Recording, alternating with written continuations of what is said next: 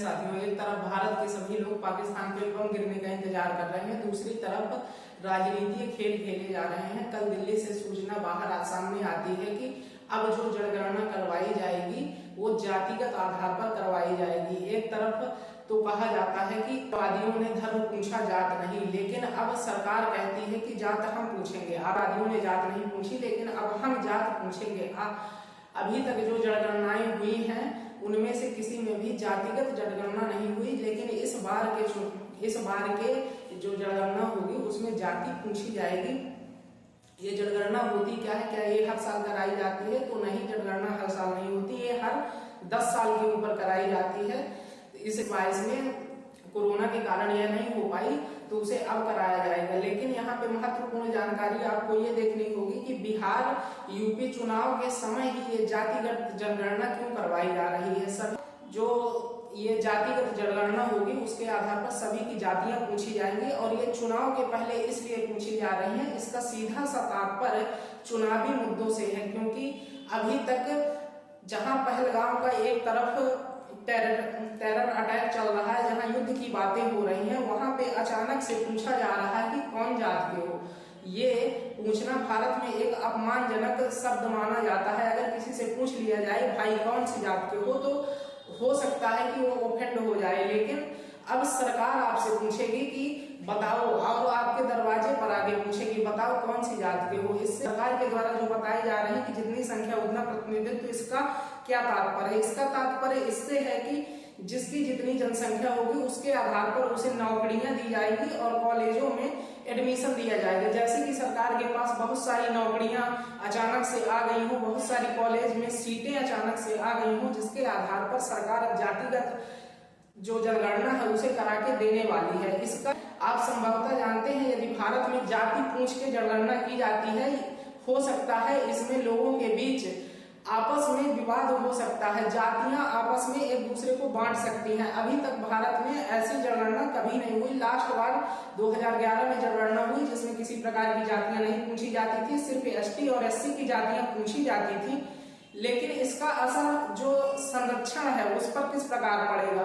अगर जितनी संख्या उतना प्रतिनिधित्व दिए जाने की बात कही जा रही है, तब तो जो भारत के 10% सामान्य वर्ग से लोग आते हैं, जो ब्राह्मण हैं और क्षत्रिय हैं, उनको तो फिर किसी भी प्रकार का प्रतिनिधित्व नहीं मिलने वाला। अभी तक ये माना जा रहा है कि जो भारत के 10% अल्पसंख्यक जाति के लोग हैं उन्होंने सभी संसाधनों पर अपना कब्जा कर रखा है। जब लोगों का ध्यान इस प्रकार बढ़ाया गया है कि इसकी लोगों को भनक भी नहीं चली और ये बस एक छोटी सी हेडलाइन बन के रह गया कि लोगों से जनगणना की जात पूछी जाएगी। और ये यूपी और बिहार के चुनाव के पहले ही क्यों पूछी जाएगी? इसका सीधा सा तात्पर्य जो अपने चुनावी मुद्दे हल करना है, जो जिस जाति का है उसी जात के अपने वोट बैंक बनाना चाहता है, सीधा सा तात्पर्य है। इसमें विपक्षी पार्टी को भी आप अगर ध्यान से देखें तो विपक्षी पार्टी के जो नेता हैं राहुल गांधी, उन्होंने कहा कि हम तो इसे पहले से ही कराना चाहते थे, आप ही हमारी मांगे पूरी नहीं कर रहे थे। मोदी सरकार को इस बात का बहुत लाभ हुआ है कि विपक्षी पार्टी हमसे यही चाहती थी, वो अभी तक नहीं कर सके और हमने कर दिया। तो इससे उनको विपक्षी पार्टी से भी सपोर्ट मिला।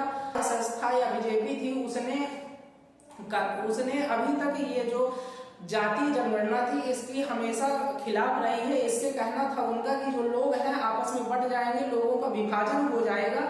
ये सब चीजें अब कहाँ गई? वो जो बातें पहले सामने आती थी वो अब कहाँ नहीं? अब क्यों अचानक से ये जातिगत जनगणना करवाई जा रही है? इसके अलावा आप देखेंगे तो हमें इसका सीधा कोई भी लाभ प्राप्त होने वाला अभी तक में नहीं है, क्योंकि अभी तक जो संरचना है चली आ रही थी वो ठीक था।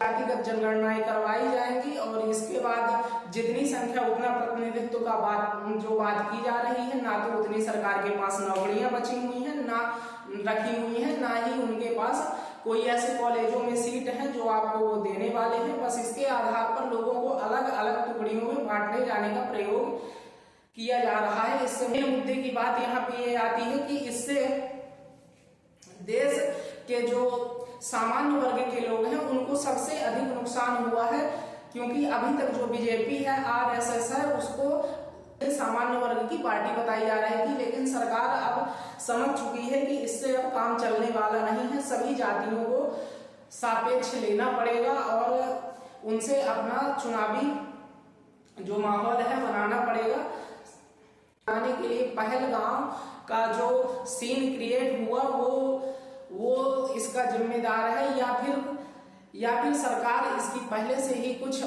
व्यवस्था कर चुकी थी, या पहले से ही इसकी जानकारियां चल रही थी। इसके कमेंट बॉक्स में आप अपनी राय रख सकते हैं। फिलहाल के लिए इतना ही, मिलते हैं किसी दूसरी वीडियो पे।